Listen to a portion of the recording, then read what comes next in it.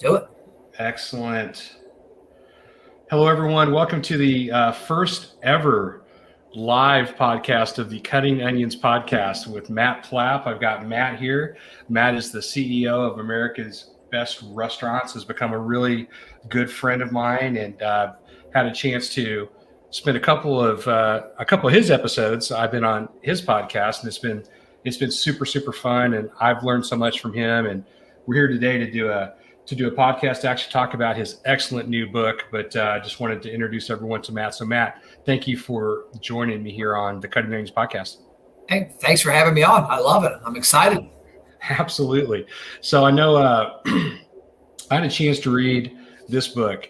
This book is fantastic. If you do not have a copy of this book, Restaurant Marketing That Works Before, During, and After the Pandemic, I highly recommend that you pick this book up. It's a quick read, but it is chock full of tactical advice to help you with your restaurant, help you really craft the right message, but also be able to measure what you're doing. And so Matt has laid out some incredible examples of some clients he's worked with that have been able to not only maintain their sales in some cases, but also to grow their sales even through the course of the pandemic, which I think is just really amazing. And I know we're going to spend some time today on that, Matt, but this is an excellent book. In fact, just so you know, I'm currently working with an organization that today I actually called the marketing person and said, you need this book. And so he's ordering it today. So thanks for getting me a copy and letting me read through it. You're welcome. I appreciate you reading it. Absolutely. I'm curious, I'm going to put you on the hot seat. What was an aha moment from the book? What was something that you read that you were like, bam? I have 1, 2, 3, 4, 5, 6, 7, 8, 9 things here. So One of the things that jumped out to me is this concept of consultative commerce, selling. Like, how do you do that? That's one thing that really jumped out to me. And then the other concept that I really want to dive into today, there's probably 3 or 4 I really want to hit hard. But one of the other ones is also this concept of awareness marketing. And what does that really mean? And then the last one is, because this is where I think so many people get hung up, and I know you can talk about this a lot, is what does it mean to have really meaningful engagement? Because I think engagement gets thrown around a lot in terms of how you market a restaurant and, trying to achieve, the engagement that you want. But one of the things I love that you said in your book is that it's, sometimes people confuse that. And what they really mean is they really mean reach, and those are 2 different things. So those were some of the things that really kind of jumped out at me. So let's dig into the first one. So real quick, so everybody knows the background on me. I've been in marketing since 1999. I accidentally bought a book called Adobe Page Mill on how to design websites. Me and my dad and brother decided to create an online boat dealership in 1999. I tell people that story, like friends of mine now are like, dude, you were way ahead. I don't know how I was ahead. It was an accident. I also worked in radio sales, and since then I've worked with restaurants. And in 2008, I started a consulting firm. I'm like, I'm going to have only myself, nobody else to worry about, because the boat dealership, we had 44 employees. I was a terrible boss. Everybody I ever hired got fired. I just wasn't good at it. And I said, 2008, I'm going to start a company. I'm going to help small businesses. We had a handful of restaurants back then with this thing called Facebook, with email, with text messaging, with monetizing their marketing, like knowing that when you spend $1, what happens instead of just writing a check and doing a credit card to somebody. Right. Flash forward 2015, myself and Ashley on my team decided to make a little change. She's been with me now 10 years, a couple months. She's actually out there in the office working. And we decided to make a change and go exclusively restaurants. We saw that we were doing a lot of cool things. It's in the book with restaurants, and we went completely restaurants. It took us 2 years to make that transformation. Here we are today. Our brand is America's Best Restaurants and Restaurant Marketing That Works. The title of the book is our one division of our company. And we've got about 40 full-time and part-time employees around the country, a few in Canada, a few overseas, that work specifically on helping restaurants. And so to unpack your first question, it was about consultative selling. I was fortunate that I was raised by my mom and dad are both entrepreneurs, are both salespeople. My mom won't recognize, probably doesn't realize how good of a salesperson she is, but she's pretty solid. She's been retired for a long time now. My dad is still working, still works with me, trains my salespeople. He's the Michael Jordan of sales at 74. I've never seen a guy with his energy. But one thing he taught me, and I was fortunate to have this early on, was, Matt, when you're selling something to somebody, you really don't want to be selling something to them. You want to be listening, finding out if there's a need that you can fill. And if there's a need you can fill, great, lay it out. If there's not a need you can fill, do not be afraid to say, you know what, I don't got anything for you, bro. Like, you're not a good fit. This isn't what you need. Let me introduce you to somebody. And this really comes back. I never forget this, when I'm sitting in a room with a sales manager of a radio station that was my manager, and a guy that had a small business and selling. They had a sports contract with us for the Cincinnati Reds. And sports contracts supposedly were uncancelable. It was like a 3-year deal. That was like the whole shtick. Like, oh, if you buy this, it's uncancelable. It's a 3-year contract. Well, sure. One, all advertising's cancelable. Everybody can just stop paying a credit card or do something and say, go away. Right. You don't want to do it. It's not the ethical thing. But at the end of the day, you have to make decisions for what's right for you. So I'm sitting there, and I'm accustomed to, I understand what pain looks like in somebody's eyes. I've been in a situation where my business, we closed our dealership in the financial collapse of 2008. I know what it's like to be in pain for cash flow, for everything. And so I'm sitting there and I'm looking at this gentleman across from me, and I could tell that, we're sitting there trying to like get his stuff going for the advertising. I looked at him and said, man, where are you at right now? I said, you look like you got something on your mind. I said, where's your business at? And he kind of walked me through it. And I said, you know what? I think we need to cancel this contract. I don't think you need to be buying this advertising package, because it's big picture. It's branding. It's the Reds. You need to reach out to my friend who's a rep at a local cable network. You're in one of their territories. So instead of spending $5,000 a month to reach 90% of the market you don't reach because you're a huge Reds fan and you like it, let's put you in touch with her. She's a cable rep. Her territory only hits your little county. And so 99% of your dollars you spent, this is a while back, are going to go to people in your area. We walked out there, my sales manager flipped out. What are you doing? They've got a contract. I go, dude, do you want them to be in business in 2 years and still be a client, or out of business in 6 months and have no chance for down the road? Yep. And so my dad taught me that, and I was fortunate to take that, and I use that today. And like I tell a lot of people, like, you've got to be, if you're there just to sell something, which a lot of people are, if you're there to just sell somebody advertising, it's no different than anything else out there. You want to be able to have people trust you. Absolutely, Matt. I'm so glad you brought that story up, because that's one of the things that really stuck out to me in that section of the book and that chapter is, I don't think I've ever heard anyone say, I don't have anything that can help you. And I think being that transparent and authentic is so powerful, because I promise you that a person on the other end of that conversation is never going to forget that, right? Like they're so used to people coming in to sell, right? And that's how my agency grew up. I get a lot of people call me that we've coached agencies, want advice. And I say, one thing I had at my advantage in 2008 when I started my consulting firm was I had all my radio clients from 99 to 03, because I did that and the boat dealership at the same time. And then 03 to 09, 08, 09, only the boat. And I had all those people still were fans of mine. And so I never forget, I went in, I sat down with a guy that was a good friend of mine from a radio client 7, 8, 9 years earlier. And I said, here's my vision for what I want to do. You give me advice on if there's a market out there for small business consulting like this. Yep. And I told him what it was. And I said, how would you price this? I was asked as a friend. I said, if you were me, how would you price this? He goes, well, I don't know, but I'll take 3 of them. What? He goes, Matt, I don't know what the heck Facebook is. A lot of stuff you're talking about is way the hell out of my head. Right. I know you, I like you, I trust you. You've never led me wrong. If you're saying this is needed, I'll take 3, because he had 3 businesses. I go, dude, I'm not here for that. Like, how much do I charge? He goes, I don't know. And so I literally came back to him and said, hey, I'm going to charge you $600 a month. I'm going to manage each of your companies in this manner. What do you think? He's like, sounds good to me. And the guy's still a friend. Wow. He was applying for like 9 years until we decided to alter to just go restaurants. So I think those relationships come with consultative selling. Whereas me, I've got people that reach out to me on a 6-month basis that are selling something new.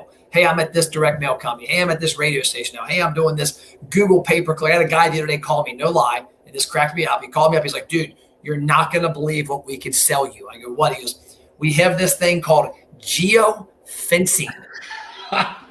And you would have thought this just got created. It was like brand new or something, right? And I'm just like, geez, oh, bro. But you don't want to be that person. And unfortunately, restaurants especially get hit with that. It's every advertising person around coming to sell them advertising, and most people don't need. Right. So can you talk more about the end of 2008? You kind of touched on a little bit as you kind of made that transition. So what is it that made you want to start to work with restaurants? What was that like? What was that journey like for you? So I always liked the energy of restaurants. And I also like the reason that people do business at restaurants. Like I look at myself. If I go to a restaurant, I eat out a lot. So I'm an anomaly. I eat out probably 3/4 of my meals a week, if not more. Sure. But if I go to a restaurant and it's with my wife and kids, my one's in college, she doesn't go with much, but if it's with the family, it's to have a good time. It's to have conversation. It's enjoyable. If I go on a day when I'm having a bad day, it's there to kind of just say, you know what, I'm starting over. I'm going to have a big Mountain Dew, some terrible French fries for me, and I'm just going to kind of erase it. And if I go there networking, like today I had lunch in our office. One of our employees ordered in Chick-fil-A for everybody. And we sat there and talked and had fun, talked about how Luis knows Spanish and French and a little Polish, and Ashley's learning Spanish. Food brings people together. Yep. And I think outside of it's one of the few businesses that does that. It brings people together for bad or good. And so to me, I liked that. I also liked the fact that there's an opportunity at the end of the day. So you got to look at, like, restaurants are looking for hungry people. I'm looking for hungry entrepreneurs. Well, restaurant owners traditionally are very good at people pleasing and making food. They're not the best at running an email campaign, designing an image for a billboard, at running radio ads. And so I knew I could bring to the table an expertise that they needed. That's right. And I want to talk more about that towards the end of the book. You have an incredible story that, we'll get to eventually, but I've literally, I have just highlights everywhere in this book of just all of these pearls of wisdom that you've shared in the book. And one of the things that I really want to dig into is at the very beginning of the book, which is where you talk about the basics and why do people skip the basics? Like what is the thing that you see more often with restaurants in terms of why people don't execute the basics? I think that number one, I use a term all the time. I say advertising is easy, marketing is hard. It's simple to click the boost button on Facebook. I heard an executive at a conference I spoke at 2 years ago, got up on stage, big wig at Facebook, and said the worst thing they ever did was the boost button, because it gave everybody a false sense of security that did something. That, I can click boost my post for $20 and it's going to do something. So advertising is easy. It's easy to buy print. It's easy to get a radio rep to sell you commercials. It's easy because I was there one day. It was easy to buy TV. They skip the basics because it's not sexy. I actually talked to a restaurant the other day, and she's got an awesome restaurant, and I hope she becomes a client. She doesn't have a website. And I told her, I said, that's a failure. Wow. She's got she uses a website, part of one of her online ordering for website. And she had some valid reasons why she didn't go that route. Sure. But she also acknowledged it, was self-aware enough to go, you're right. I have to do it. I've been thinking of doing it for 2 years. Right. And this last couple of years has been a tough time for everybody. But you got to look at the basics. It's not sexy to have these little like you look at your house, like I've got a hot tub and a pool in my backyard. I've got a weight room in my house. We have a movie theater. We have a cool little house. Those don't happen without the foundation. That's right. The weight room, the stuff on the wall for the weight room doesn't hold up without proper studs. Yep. The hot tub and pool don't hold up without this 90 by 6 foot wall we have. It's like the Great Wall of China in my backyard. I think Trump ahead of time got to my backyard and built a wall. But it's a giant wall. And so you think about it, the basics of that, in order for me to put that pool in, I had to have this wall. In order for me to build the weight room and movie theater and the rest of the house, I had to have a foundation.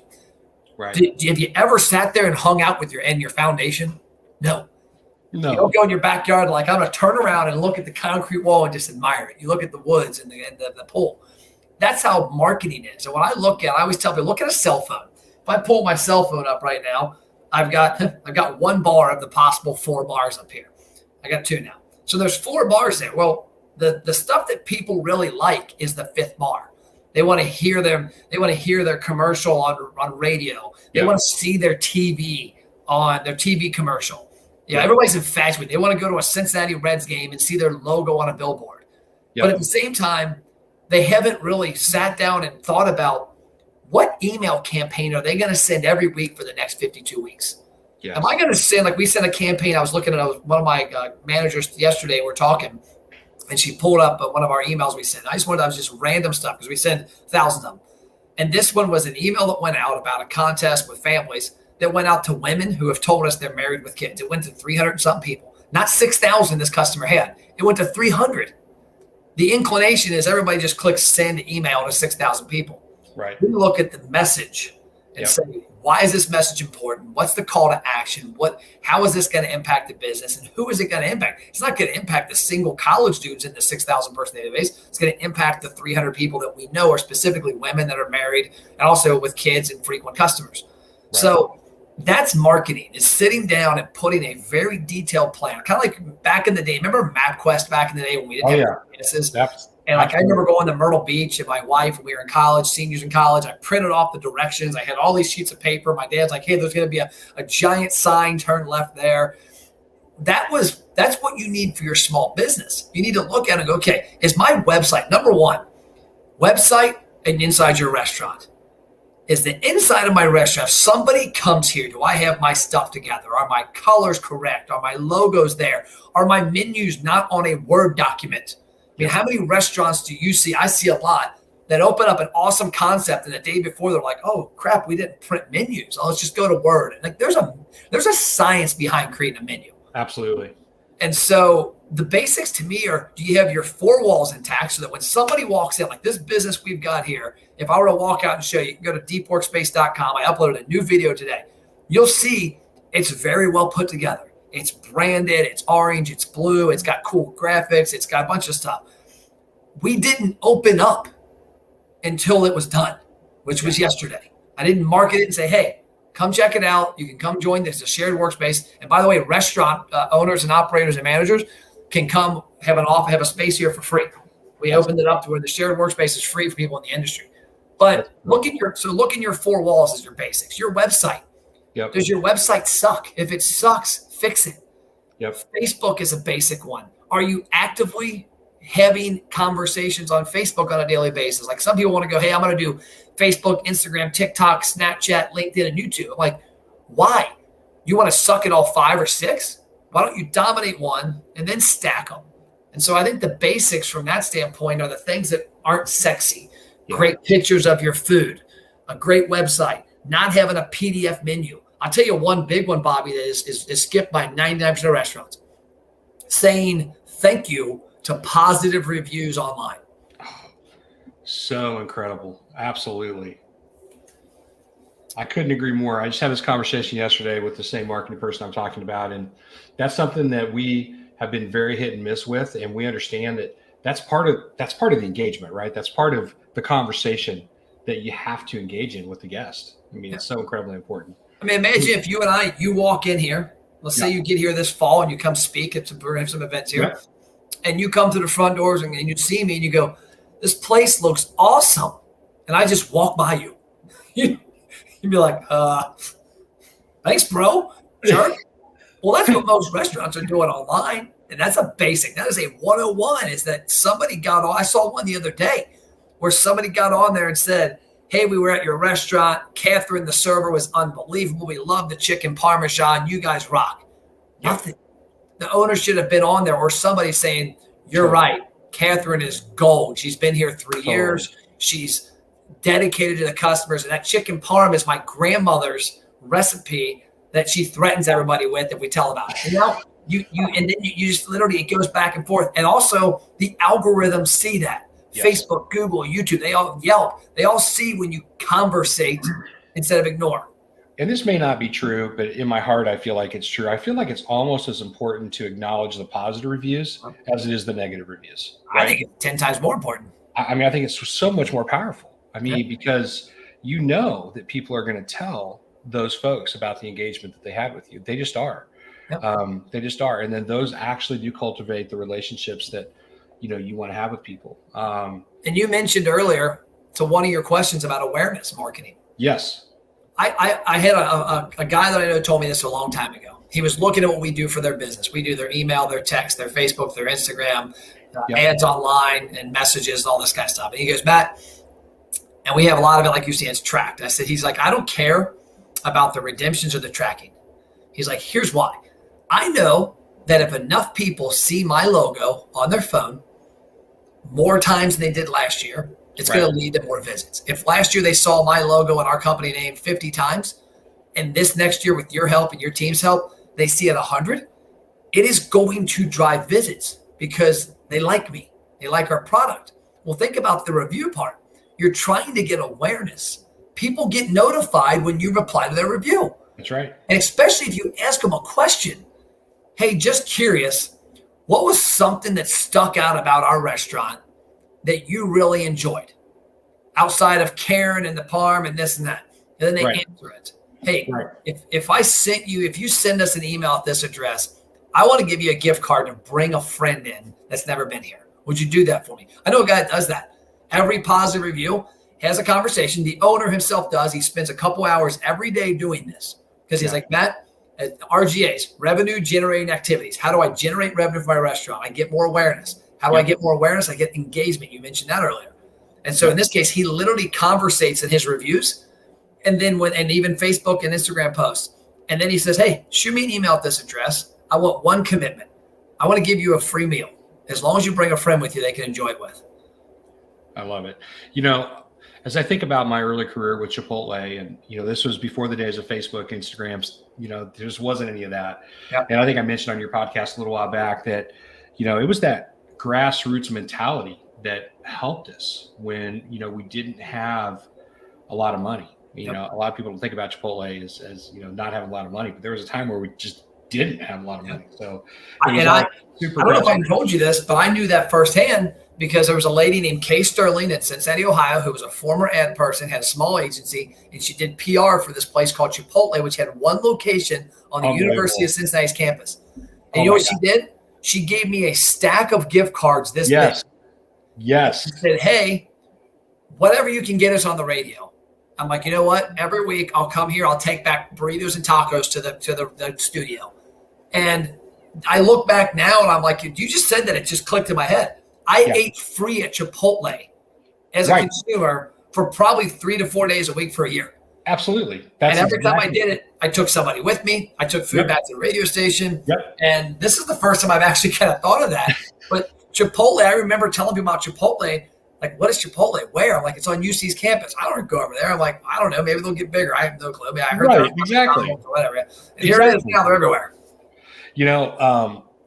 And I should probably hook you up with Dan Fogarty. Dan was one of the early marketing executives with Chipotle, and I had him on my podcast a few weeks ago. And I think it was April. He had an article in Entrepreneur Magazine that he contributed to. He didn't write the article, but he contributed to it. And one of the things, and I promise there's a real point to this coming back around, but one of the things he said in that article was, we didn't have any money, but we had things to say.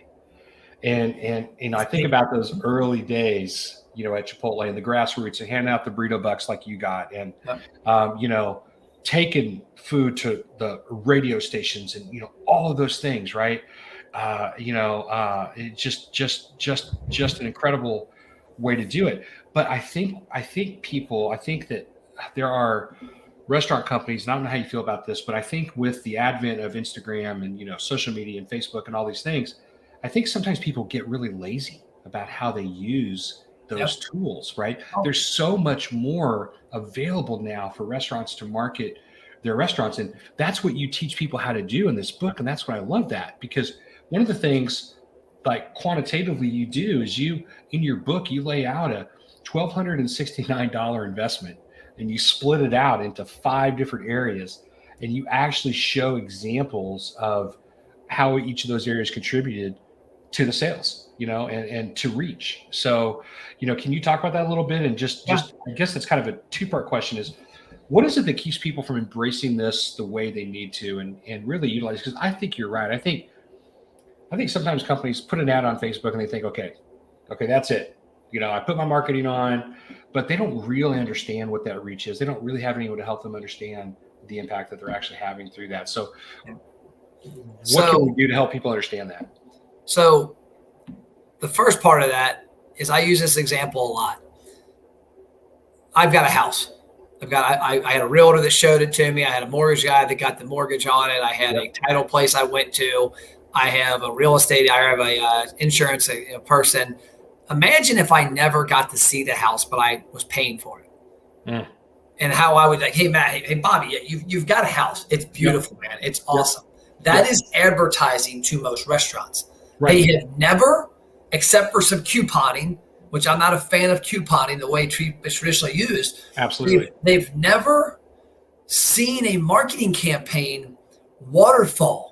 You spent money, people did this. When they did this, they gave you their information. When they gave you information, they walked in a restaurant. They walked in a restaurant once, they came in. They never saw that waterfall, so they don't have a belief that it's there. And so I use that example. It's like, imagine having that house payment, having that insurance payment, having the HOA payment, having to pay for the pull pump to get fixed. Right. Never swimming in the pool. Right. That is marketing for restaurants. So I'll give you an example. You talked about being lazy, and not only being lazy, but just not doing the extra step. Sure. So having a meeting yesterday. I'm a minority partner at a gym. I've been around it for 8 years. I was a major partner back in the day. I've kind of washed my hands of it. I'm not involved in it much, but I'm sitting there talking to my two partners. And we got a little conflict going on. I have a conversation. And I said, you know what we have failed? Is we failed to be creative. They said, what do you mean? I said, this gym has capacity, 7 p.m., 8 p.m., 9 p.m., Monday through Friday. Yep. And you're telling me that we're running ads on Facebook and the people aren't converting. I said, that's fine. We're doing a little. Why aren't we doing this at all? Grassroots marketing. And I said, you know what I want you to do? I want you to, there's like 8 high schools within this area. Go to every high school, Dixie Heights High School, Monday nights, 8 o'clock class for $5 to anybody that works here. Tuesday night, St. Henry. Wednesday night, Notre Dame. Thursday night, Cupcake. And just go. Fill up a place in the business that has a lot of capacity, a lot of bandwidth, and then tease them with the other times. Hey, by the way, you've been doing this free class for 3 weeks. Here's a 2-week pass to come during the normal time at 6 o'clock when your kids can be watching. You can work out with 10 people. Now all of a sudden they get a taste of it and they come back.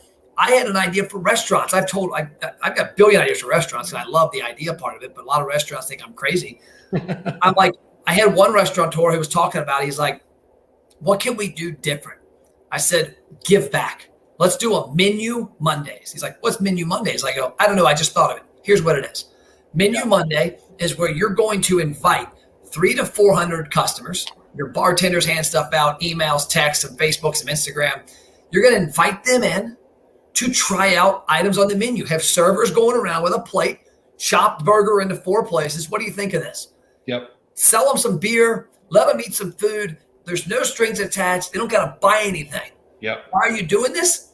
You want to do it on a night where there's no band. There's nobody there. There's nobody. This particular restaurant, there's nobody there. They make their own brew, their own beer, so they make a lot of money on the beer. Nice. Like, you're going to sell a lot of beer if they're sitting here eating samples of 40 foods. And then guess what? There's a good chance they're going to go, holy crap, I didn't know you had desserts. I didn't know you had appetizers. I didn't know you had this higher price steak. And the next visit, they're there. They're also grateful that you gave them the opportunity. And so, like the screen said, that's like a meaningful engagement in the restaurant. You also are finding a unique grassroots way to market your restaurant. I love that. So a few weeks ago, the brand I'm leading now, we did something we've never done before. We had a leader in the community he passed away suddenly. He was a pastor, young pastor, 41 years old. And he passed away suddenly, and he was friends with the owner and had just made a huge impact on his life. And we did an event that we've never done before. And we, just last Saturday, or the last Saturday of July, we actually did a day where we were going to donate 100% of the proceeds to Danny's family. That was the name of the gentleman, Danny. And we donated all the proceeds, plus any tips that came in that day.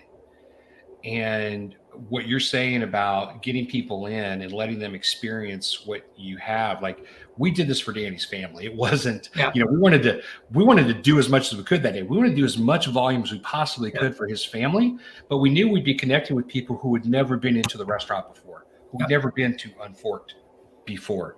And we did it. And we did All in, we did like $17,000 in sales, Yep. but then we had another like $3,500 in just like cash donations. I mean, Matt, it was the most incredible thing I've ever been a part of in the community. But my point to that is that we had people connect with us that day that came in for Danny to raise money for his family, but now they've become a regular guest over the last few weeks, right? We've seen them several times, but they had something to connect to, right? Yep. Does that make sense? Yeah, yeah. I mean, you killed two birds with one stone. I mean, you gave back, you Absolutely. Did something, you did the right thing, but then at the same time, the right thing leads to opportunity. It's, hey, here's a reason to go to this restaurant. We've never been there before. Yes. Here's a valid reason. You get, like I always say in business, when you call a business owner, and I tell my sales staff, when you call a restaurateur, don't just call them for the hell of it. Have a valid business reason. If you do not have a valid business reason to call them, do not call them. Yes, 100%. Your marketing.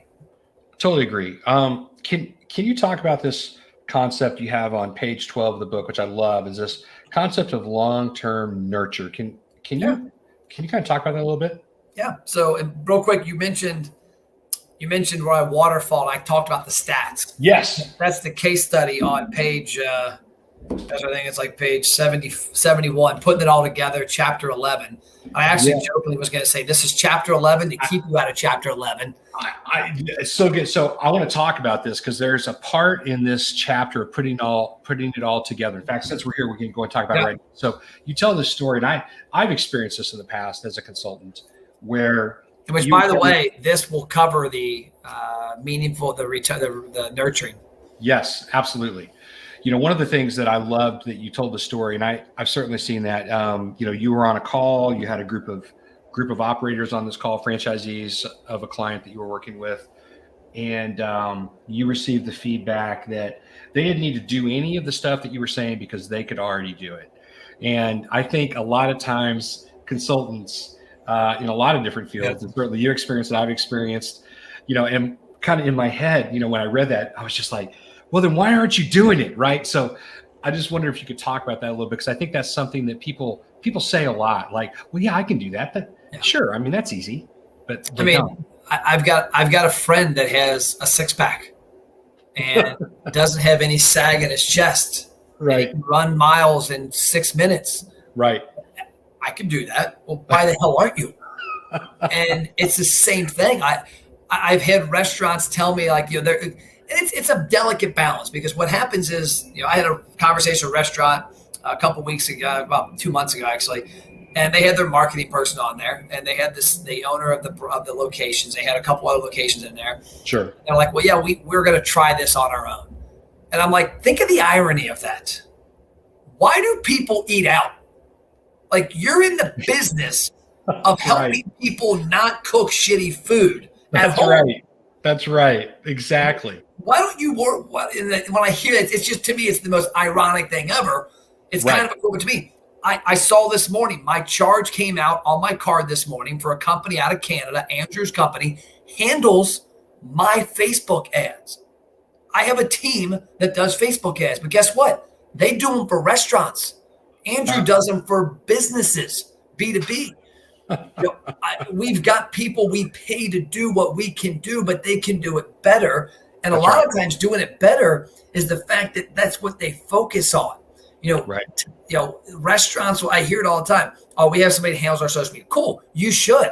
They should be capturing moments in the restaurant, but they shouldn't be wasting time trying to figure out how to run the most sophisticated Facebook or Instagram ads or YouTube ads. They shouldn't be trying to figure out how to do video production. They should be trying to figure out how to tell the story behind it. Yep. And that's a negative. In this chapter, the last chapter, putting it all together, what it talks about is a case study. And you asked a question earlier about about retention, nurture campaigns. Yes. Big problem, and this is what this is. This is a case study that talks about how we made a Facebook post. And this is marketing, not advertising. We had a very systematic contest Facebook post we put up. We had an email plan that go out right away. The email triggered a text message to people who didn't click the email. And then it also triggered an ad on Instagram and Facebook. So we had 4 traffic sources going to this Facebook post on top of Facebook's organic. And it took it to thousands of comments and insane results. We'll get back to that. But the concept of it was, we look for 4 things. If we're going to email and text. I look at 4 weeks a month. Our clients, I tell them every week you should be having meaningful conversations on all mediums. And one of those is email and text and social media. Yep. Why not combine them? But also think about the conversations. Do you want to send Bobby Shaw, who loves your restaurant, an email every week about your restaurant? If I went home every week and told my wife, hey, killed it today, interview with Bobby, I'm the best, don't worry about me. If I did that every day, every week, she'd be like, God, I'm done. Like, give me a new husband. Thank God I don't do it. We're 26 years later, had our 22nd anniversary last Saturday. But when you think about marketing, our team attacks it this way. The first week of the month, our email and text campaign focuses on people who had told us they are new customers and they've not walked in yet. Because when we build a database, we build it segmented, new, frequent, and lost. And then we also have a redemption process in there. So we know somebody told us 6 months ago they had never been to the restaurant. And according to this program where they have a free appetizer, they've not walked in. Yep. Okay. Week one, we spend crafting messages via email and text to figure out how to get them to cross the threshold. Super smart. Week two, we look at our frequent customers. These are people that don't need bribed like the people from week one. These are people who love us. We did a campaign in April for Mother's Day. It was a campaign. An email went out and told the people on the email list and text list to go to Facebook and leave a memory on this post about you and your mom, something for Mother's Day. It said nothing about eating at the restaurant. It was a frequent customer. And the cool part about that campaign won't work on a new or a lost customer because they don't care. Sure. A frequent customer does. The third week, we repeat what we did week one, but to lost customers. And then the fourth week of the month, we do a campaign that goes after people that are as everybody. And that's the contest. That's the case study from this post, from this chapter. And we do a contest because everybody can engage in it. It gets mass volume. But if you think about what I just told you, we do 4 emails a month for that client. Yep. 2 of the 4 are targeting new and frequent customers or new and lost customers. And it is a deal. It's a promotion. It's a menu item. It's why to come eat here. The second and fourth week have nothing to do with the restaurant from a food or dining. We're not asking them for anything except, do you want a free gift card? Enter this contest. Go to Facebook. Tell us about your mom on Mother's Day. We're getting ready. We just had a meeting and one of our guys, Luis, is like, I got a great idea for September. Why don't we do a campaign to the men about their fantasy team football and who's their what player do they get this year? Who's their squad or who's on their draft board if they haven't drafted yet? I love that. That's an email that you can send to your database that's not going, hey, I'm XYZ restaurant. Here's my menu. Come eat with me. That's what restaurants do. 52 weeks a year, they send everybody on the list an email out the restaurant. And what I tell our clients is if we've got 52 weeks, I want to spend 13 to 14 weeks with a really refined message for new, really refined for frequent, really refined for lost. And then I want to spend the remaining weeks talking to everybody. So that way, when you look back, you only emailed your frequent customers 26 times. You only emailed your lost 26, your new lost 20, your new 26. And you didn't, by not emailing them all the time and then texting the same way, you didn't lose their attention. And then by not talking to them every week about your stupid restaurant, sorry, I get a little mad at this, they keep their attention. And so it's hard because everybody thinks that we have to do what the car dealers do on radio. The car dealers have to constantly talk about buying cars because people are in the market to buy a car. People are in the market to eat food Monday through Sunday, 7 days a week, 365 days a year. Yep. So the goal goes back to that attention. So we tie it all together. You mentioned attention. The more often we get people's attention, the better. If your emails suck and talk about you every week for 52 weeks, you get their attention less. If your emails don't suck and you get them to click a button, you get a meaningful engagement. 240 something people went to one of our clients' Facebook posts and left pictures of them and their mom. 240. And the number, here's a unique number for you, Bobby. In order to impact your sales, you only have to make deeper relationships with 500 to 700 customers. And people think it's some huge number. No, it's find 50 people a month and make them love you and find a way for them to come to your restaurant more often every other week. That is so powerful. People think you've got to buy radio and reach 10,000 people. Right. You need to have more meaningful relationships with people. And so when we get that engagement and we get those people to engage in what we're doing, it's better impressions. It's stronger. I had a guy the other day say, Matt, what I love about what you say is the way I take it. Would I rather have 10,000 people see my Facebook post, or would I rather have 100 do something? Absolutely. Take action. Yeah. Yeah, 100%. I'm not sure exactly where it is in the book. I can't remember where it is, but there's this, sometimes people say they hate marketing, right? Or they think they hate marketing. They don't really hate marketing, right? And I love how you talk about that. What is it that they get hung up on? They get hung up on the fact that they've spent money and they don't know where it went. That's right. I mean, I've got this building. We just renovated it. It's awesome. Maybe I'll show you when you get done. I'll walk you through it there. These glass windows, $9,000, because this was drywall and it was open. I put glass windows above and a glass door. This is my office. $9,000. Imagine if I paid $9,000 and it was still drywall. Yeah. You're like, well, of course you would. Right. That is why operators have a distaste for marketing. Yeah. Because they don't tangibly see it. I didn't like paying $9,000, but I had to have this, and it looks really freaking awesome, and it works really well because I have a private office now.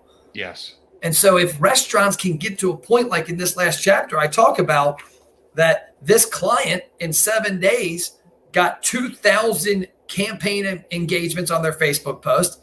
500 people from those 2,000 comments told us they had never been to a restaurant, and $4,000 in sales came in the first couple of weeks from those engagements. They now can look at, oh, by the way, $24.77 was spent. And I don't know if you saw it or not, but at the end of the chapter, you can actually scan the QR code and it takes you to a video of that case study. Yes, that's incredible. And so that's the thing. I spent $24.77. I spent $9,000. Right. I got 4,000 in sales. I got 500 new people's information. I got 2,000 people to take an action. When they see what they received, they start to not to dislike it. That's right. That's right. People tend to not like what they don't understand. Yep. And when it comes to marketing and it comes to actually measuring, sometimes that's hard to do if you don't know what you're looking at, or you don't know how to measure the return on the investment or the return on intention, which is what I love about this book. I mean, this book is so incredible. Matt, if you had any thing that you would share here at the end of the podcast as we wrap this thing up, what would you share with people? What would be the wisdom you would share with them? How should they move forward? And then also, how do they connect with you? How do they engage with you? So easy way to engage with me, and you can type this in the comments you want, is my cell phone number, 859-743-2408. If you call it now, you'll see it ringing. It's my phone. I don't have a burner phone or a fake phone. Give me that number one more time. If you're a restaurant operator or owner and want to have a meaningful conversation, call me, text me, and we'll hop on a call. I do my best. That number again, Matt? Yeah, 859 Yep. 743-2408. Now, I don't always answer. If I had somebody about a month ago called me and I called them back 2 days later and they were upset, I called them back 2 days later. I'm like, sorry, I'm just trying to help, but I do have 40 employees. I do have hundreds of clients. I do have a wife and kids. I do travel every 2 weeks for a TV show, but I will do my best. Email matt@mattplapp.com. My first name, my first and last name, matt@mattplapp.com. Got it. But what my advice would be? My advice would be become an expert at taking fast, imperfect action. The client I talked about earlier that doesn't have a website yet is scared to put up a website that's not going to be good. Right. So you don't put up a website. That's not the solution. With me, I take action fast. I bought this building in 3 days. Yeah. In the middle of a pandemic with an idea in my head. Yeah. I bought I can't list the thing. I take action all the time. My coach, Billy Jean Shaw out of California, one of my business coaches, is something he really dropped on me 4 or 5 years ago that got me thinking, dude, the faster you fail, the faster you figured out why you failed, and the faster you succeed. But also, if you get accustomed to taking fast action, think of how many times you take action. If you take 365 days a year, you know what? I'm going to go to the gym 365 days a year. Now, you know what? I'm only going to go 200 because I'm not sure what I want to do at the gym. Right. I'm going to bet that if you don't get stupid and you just go there and walk or do some 10-pound curls, you're going to get better. Well, same as your marketing with your business. Most businesses are not using this device. The number one thing on it is what we're on right now. Yep. Is video. It's free. Take imperfect action. Who cares what your hair looks like? Who cares if you think you look fat? Who cares if you don't like your voice? That was my hang up. I hated my voice in college. And I was in broadcasting college. And I couldn't stand to hear my voice. I had to get over it. But take imperfect action. Hop on the phone, do a video and go, hey, what's up, Facebook? It's Bobby's Burritos. I got this new marketing book that Matt Plapp wrote called Restaurant Marketing Works. I'm trying to practice what he talks about in the book, but what is your favorite burrito? We've got 8 of them. Which one's your favorite? Comment. I'm going to walk in the kitchen, look at burritos. We're going to talk about 10 minutes. You drop your comment on here. Somebody's getting a $100 gift card. You do that all the time and shit gets real. But the problem is people go, oh, the lighting's not right. It doesn't match my brand standards. Take fast action, imperfect action. And what's also cool is when you take imperfect action, you eventually get really good at stuff.